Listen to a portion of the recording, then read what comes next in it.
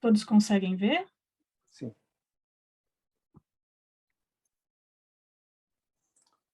Bom, primeiramente, sejam bem-vindos, né, ao Festival Agile Trends. Na minha palestra, no meu tempo que eu tenho, eu vou falar sobre mapeamento e identificação de fluxos de valor. Me apresentando um pouquinho primeiro, né, meu nome é Mônica Fonseca, eu tenho mais de 20 anos de experiência aí como profissional de TI, a minha formação é tecnologia em processamento de dados. Eu sou consultora, treinadora de métodos ágeis, frameworks, técnicas, enfim, eu trabalho como Agile Coach, né, na consultoria. Eu tenho algumas certificações aí, Safe Agilist, Safe Program Consultant, todos da Scale de Agile, e aí estão aí os meus contatos, né, todos eles são Mônica Fonseca BR, no Gmail, no LinkedIn, no Linktree, minha página de treinamentos no Simpla, então, por favor, sintam-se à vontade se vocês ainda tiverem alguma dúvida, quiser marcar uma outra sessão, ou quiser entrar em contato com a gente, tá? Falando na agenda, né, o que eu vou falar para vocês agora? Eu vou falar sobre os conceitos gerais de mapeamento de fluxo de valor, de value stream, né, o que é, falando que o fluxo de valor, esse mapeamento, ele não é restrito à área de desenvolvimento de software, ele pode ser feito em qualquer indústria, sobre qualquer assunto, qualquer produto ou qualquer solução. Vou falar sobre a identificação desses fluxos de valor, algumas práticas que são boas durante o mapeamento, enquanto vocês estiverem fazendo esse mapeamento e os benefícios que esse mapeamento pode trazer para a empresa. Tá? Então, falando definição de fluxo de valor, value stream, o que é um fluxo de valor? Então, é uma sequência de atividades que uma empresa executa para poder entregar um serviço ou uma solução do cliente. Então, pegando um exemplo de um empréstimo, digamos que uma pessoa que precisa comprar um carro ou comprar uma casa. Então, é desde o momento em que ela toma a decisão de contrair um empréstimo e liga para algum banco, até o momento em que ela recebe esse empréstimo e começa a pagar as prestações para o banco, né? E são todas as atividades necessárias, então você pode colocar aí também atividade de produção, atividade de marketing, atividade do jurídico, todas as atividades, informações e materiais que são necessárias para fazer isso. Tá? E muitos value streams, eles são cross-funcionais, ou seja, né, eles passam por várias áreas e por várias funções, né? Então, você tem aí, como eu falei, pode passar pela área de marketing, pode passar pela área de recursos humanos, pode passar não só pelo desenvolvimento, né? Pode passar por várias áreas aqui. Geralmente, o mapeamento de value stream, ele também é feito num workshop, né? Chama algumas pessoas que estão interessadas nisso e você faz um workshop para poder fazer esse mapeamento. Então, a primeira coisa, né, quando está começando o workshop, explica o propósito, né, o produto ou a solução que está sendo feito o mapeamento. Né? Tente permanecer no alto nível. Você tem outras ferramentas e outras técnicas para poder descer mais no nível desse outro workshop. Né? Tente não entrar muito nos detalhes nesse tipo de mapeamento. Né? Bloqueie pelo menos metade do dia para poder fazer esse workshop. Seja muito claro nesse escopo, né? O facilitador ele tem um papel muito importante que é não permitir que as pessoas elas saiam muito do objetivo e do escopo desse fluxo de valor, desse produto ou serviço que está sendo mapeado. Envolva uma quantidade certa de pessoas, tente não passar muito de 12. Chame tanto o pessoal operacional quanto o pessoal de negócios, né? Tente fazer com que essa audiência seja rica para poder fazer esse tipo de mapeamento. E reúne algumas métricas antes, né? Enquanto você não está mapeando value stream ainda, né, fluxo de valor, você ainda não está trabalhando nessa forma, tente mapear antes quais são as métricas que você utiliza e depois você compara se depois da implantação, né, do lançamento desse fluxo de valor, se essas métricas elas valeram a pena. Tá? Algumas coisas que são comuns durante o mapeamento, né, durante o workshop, geralmente não funcionam. Né? Usar isso como único processo de mapeamento. Né? Tem várias técnicas aí que a gente pode usar. Você pode usar jornada do usuário, né, jornada do cliente, mapeamento de histórias, né, tem outras técnicas que você pode entrar mais a fundo. O próprio mapeamento de processos, né, não se limite só a isso. Usar esse mapeamento para fazer melhorias táticas, né, é mais uma questão de visão dos passos do cliente dentro da empresa, né, não necessariamente para alguma melhoria tática.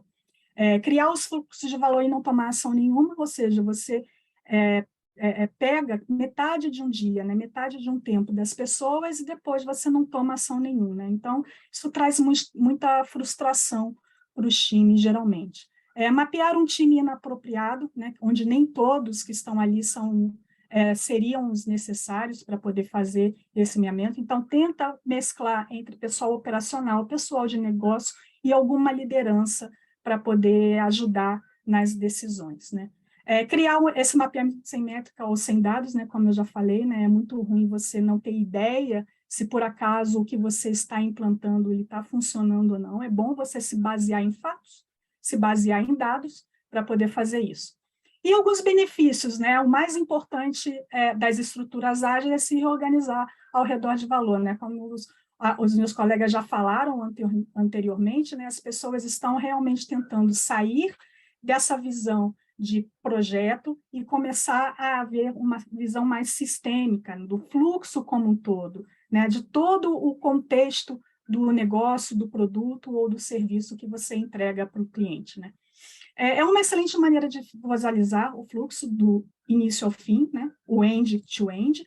Fornece uma visão de cliente, seja ele interno ou externo, né? Como eu falei, o mapeamento de fluxo de valor, ele não é só algo para ser feito só para times de desenvolvimento, né? Indústrias e produtos em geral, ele é bastante rico para você fazer esse tipo de mapeamento. Ter aquela abordagem de system thinking, né? De sistema como tal, a visão sistêmica do seu produto, né? Para você poder não ficar só num pedacinho, né? Não pegar só aquele pedacinho de SAP ou de CRM, por exemplo, né? Você tem uma visão como um todo, de todo o fluxo andando.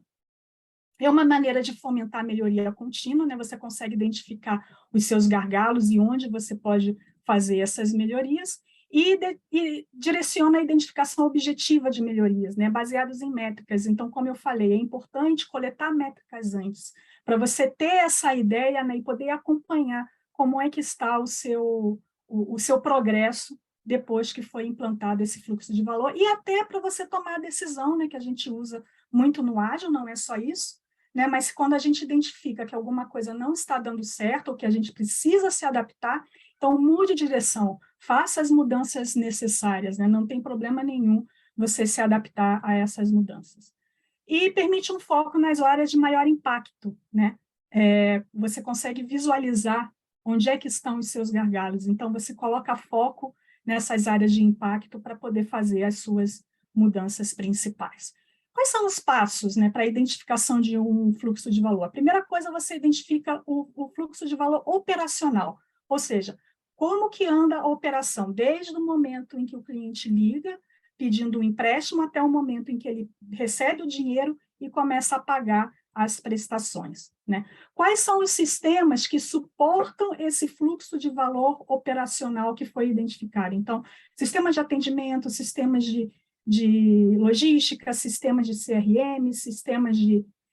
Enfim, todos os sistemas que fazem parte disso. Depois você identifica as pessoas que desenvolvem esses sistemas que foram identificados. E aí você começa a montar os seus fluxos de desenvolvimento, e você começa a montar os times embaixo disso, né? E você começa a montar o que a Scale de Agile chama de Agile Release Trains, né? Que nada mais é assim, fazendo uma comparação, um time, um trem é um time de vários times. Então, imagina um trem com vários vagõezinhos, e cada vagãozinho desse é um time que está atuando ali. Dentro de um mesmo contexto, é muito importante que seja dentro de um mesmo contexto de um produto ou de um serviço, mas é um time de vários times.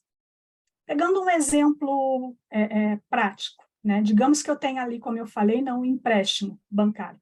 Então, você tem uma parte aí de atração do consumidor, uma campanha de marketing, o consumidor ele decide ligar para o banco, né, ou para onde pode, a empresa que pode prestar esse empréstimo para ele, faz uma cotação inicial, né? Então, de repente, uma pessoa de atendimento, né, de telemarketing, atende essa pessoa, faz uma cotação, completa o empréstimo, então pede nome, endereço, CPF, telefone, renda, já começa a analisar alguns riscos, já começa a ranquear esse cliente, né, futuro cliente, trata dos termos de pagamento, quais são as condições, cria-se um contrato, né, esse cliente ele assina esse contrato ele é aprovado por ambas as partes, né, e aí tem o pagamento e a premiação e encerra o fluxo, vamos dizer assim. Então, desde que o cliente pediu até o momento em que ele recebe o dinheiro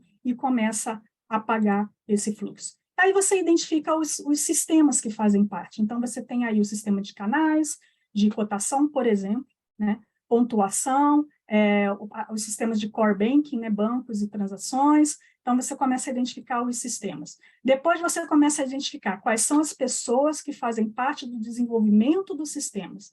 Então, digamos aí nesse exemplo, você tem um pessoal de desenvolvimento em São Paulo, um pessoal de negócios no Rio de Janeiro, e um pessoal de testes e qualidade no Distrito Federal. Então, você vê que não é para ter barreiras geográficas, né? Você tem algumas barreiras geográficas aqui, e, de repente, você pode estar até trabalhando em departamentos, né, em silos, né, porque as pessoas estão longe umas das outras, elas não estão, provavelmente, no mesmo time, né?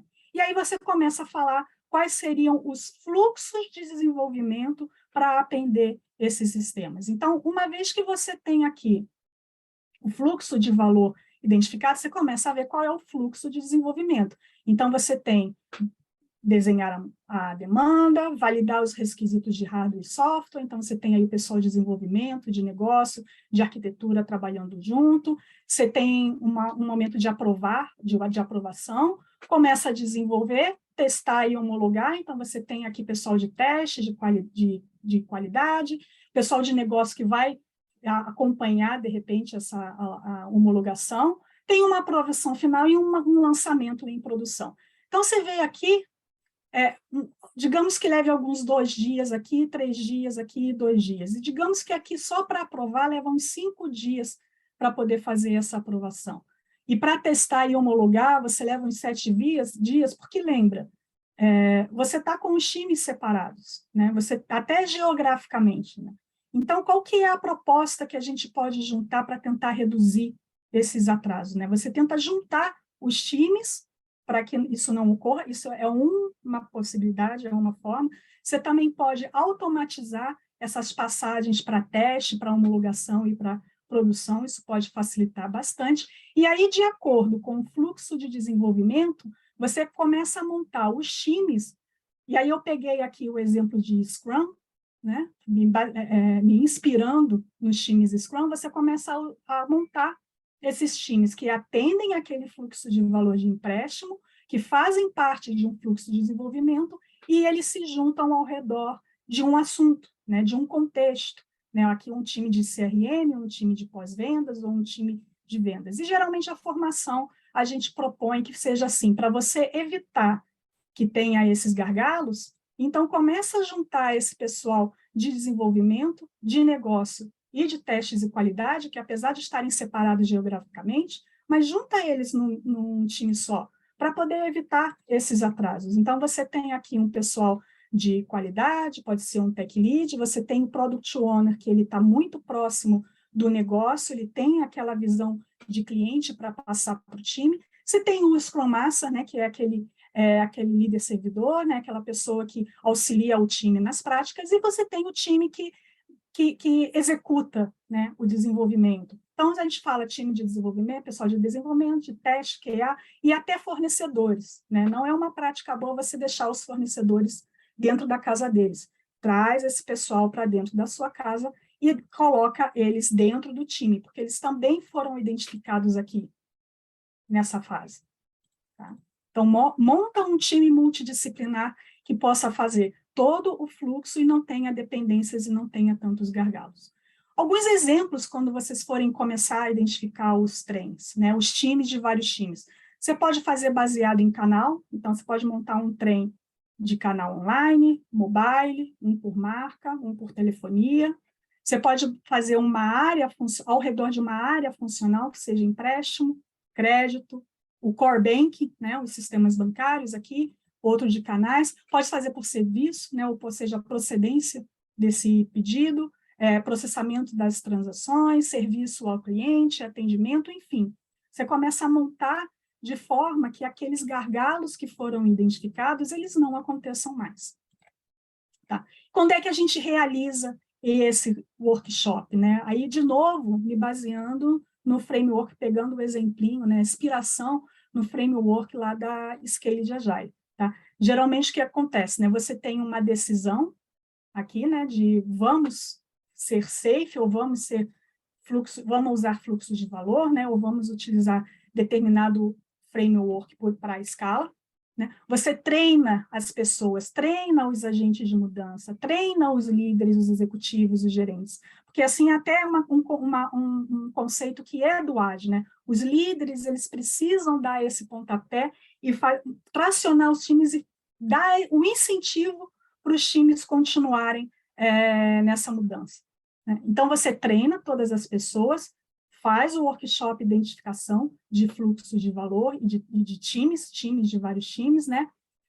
Cria um plano de implementação, ou seja, né? Você diz, como é que a gente vai fazer com que isso que a gente discutiu, isso que a gente definiu aqui, aconteça. Então, faz um plano de mudança de times, mais treinamentos, né, se forem necessários. Então, você faz aquelas comunicados e pega, né, o apoio de outros gerentes e de outros líderes, lança esses times, esses trens, né, no que a gente chama num evento de planejamento de um Program Increments, né, você planeja junto com esses times os próximos meses, como eles vão trabalhar, roda isso algumas vezes, tá? 1, 2, 3 vezes, roda esses ciclos, que geralmente são de 3 meses mais ou menos, roda algumas vezes, e aí você começa a lançar novos trens, você começa a incluir outros fluxos de valor dentro dessa sua organização e começa a melhorar, né, fazer adaptações e mudanças no seu produto, né, todas que forem necessárias, de acordo com a sua entrega. Tá? E, por final, a gente geralmente, aí sim a gente expande para um nível de portfólio. Né? Quando a gente fala da Scale de Agile, a gente pode expandir para um nível mais alto, um nível de portfólio que vai auxiliar os times a medir e fazer essas mudanças dentro de toda a organização. Okay? E aí é que eu tinha para compartilhar com vocês, por enquanto, né? Aqui estão de novo os meus contatos, então é Mônica Fonseca BR, né? Bem padrão. Então, se vocês precisarem, o que vocês precisarem, podem entrar em contato comigo, não tem problema nenhum. Tá bom, pessoal? Obrigada pela oportunidade.